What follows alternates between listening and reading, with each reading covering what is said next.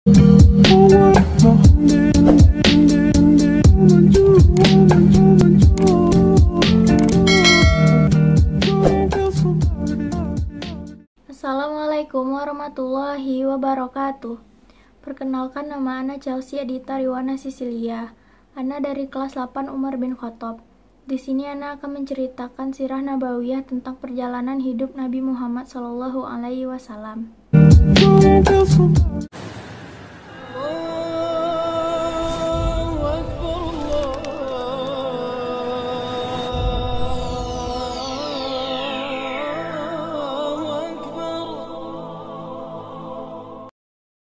Nabi Muhammad SAW lahir pada hari Senin 12 Rabiul Awal atau 22 April 571 Masehi di Mekah.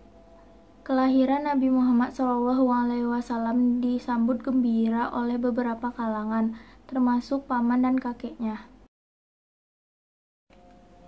Saat kelahiran Nabi Muhammad SAW, ada beberapa peristiwa-peristiwa luar biasa yang terjadi tanpa sebab apapun, yaitu runtuhnya 14 teras istana Kisra, padamnya api yang disembah oleh kaum Majusi. Beliau dilahirkan dalam keadaan yatim, dikarenakan ayahnya sakit saat sedang berjalan untuk berdagang ke kota Yatsrib. Ayahnya meninggal dan dimakamkan di kota Yatsrib juga. Setelah kepergian ayahnya, Nabi Muhammad dididik dan dibesarkan oleh seorang ibu yang mulia, yaitu Aminah binti Wahab. Sampai ketika Nabi Muhammad menginjak usia 6 tahun, beliau juga ditinggal oleh ibunya, sehingga Nabi Muhammad kecil menjadi yatim piatu. Kemudian Nabi Muhammad SAW dibesarkan oleh kakeknya yang bernama Abdul Muthalib. Namun tak berselang lama, setelah 2 tahun bersama sang kakek, Nabi Muhammad harus rela ditinggalkan oleh kakeknya yang turut membesarkannya. Pada usia 8 tahun setelah kepergian sang kakek, Nabi Muhammad dirawat dan diasuh oleh pamannya yaitu Abu Thalib. Pada usia ke-12 tahun, beliau ikut berdagang bersama pamannya ke negeri Syam. Dan pada saat dalam perjalanan itu, rombongan pedagang tersebut bertemu dengan pendeta yang bernama Bahiro. Dan Bahiro menyampaikan kepada Abu Thalib bahwa Muhammad kecil adalah seorang nabi yang tanda-tandanya telah disebutkan di dalam kitab Injil. Pada usia dewasa, Nabi Muhammad SAW telah cakap dalam berdagang. Beliau berdagang ke negeri Syam sendiri, membawa barang-barang dari saudagar-saudagar Quraisy, dan salah satunya adalah Khadijah. Karena kecakapan dan kejujuran Nabi Muhammad SAW membuat Khadijah tertarik padanya, dan mereka pun menikah. Pada saat itu Nabi Muhammad berusia 25 tahun dan Khadijah berusia 40 tahun. Menjelang diturunkannya wahyu pertama, Rasulullah mendapatkan sebuah mimpi di mana ia dihampiri oleh malaikat Jibril. Nabi Muhammad pun merenung dan memikirkan mimpi yang dialaminya, bahwa mimpi yang dialaminya benar adanya.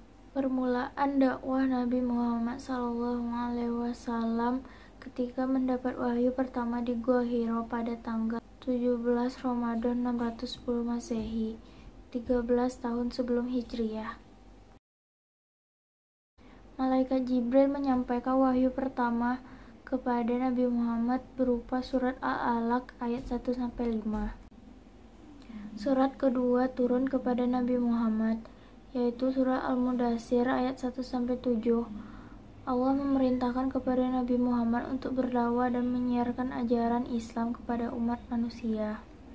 Setelah peristiwa itu, Nabi Muhammad pulang dengan ketakutan. Namun disinilah waktu di mana kerasulan Nabi Muhammad SAW dimulai, di mana Nabi Muhammad sebagai utusan terakhir yang membawa kedamaian untuk seluruh umat manusia. Maka dengan turunnya ayat tersebut, Fase paling berat dimulai dengan segala cobaan yang dialami oleh beliau selama 23 tahun berdakwah. Beliau berdakwah dan menyampaikan risalah dan agamanya sendirian di tengah-tengah kaum kafir Quraisy. Banyak sekali kejadian bersejarah dalam dakwah beliau, hingga datang pertolongan Allah dengan masuknya para sahabat, yaitu Ali, Abu Bakar, Utsman, dan Umar bin Khattab. Peristiwa perjalanan Nabi Muhammad ini bermula ketika istrinya Khadijah dan pamannya Abu Thalib wafat.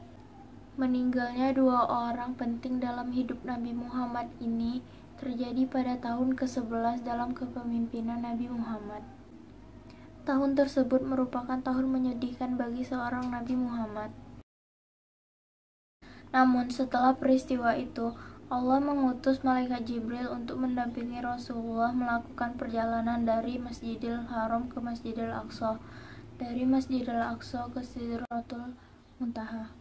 Pada peristiwa inilah Rasulullah SAW mendapat perintah sholat 5 waktu yang wajib ditunaikan kepada seluruh umat muslim.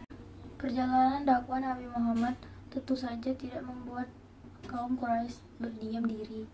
Itu ditandai dengan adanya beberapa perang besar seperti perang Uhud, perang Badar, dan perang Khandaq.